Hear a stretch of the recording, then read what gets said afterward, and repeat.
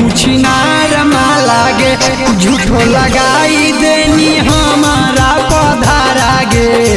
हही तू छिनार लागे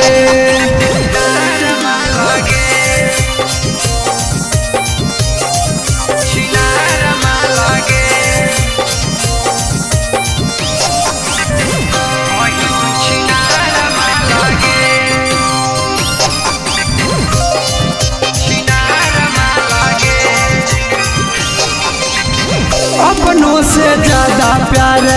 करहलियो जान गे जान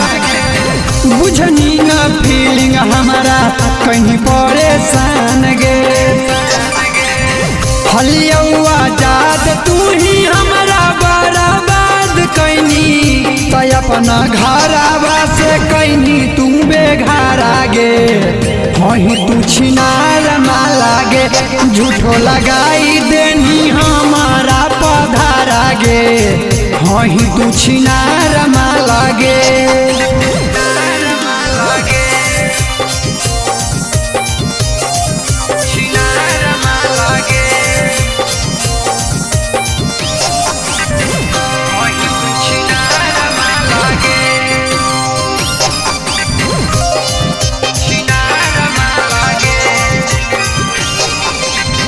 एक साथ घूमहनी खाहनी साथ गे हम नहीं जानलियो करमी सांगे तू घात गे सुरंजन रोबा गौराती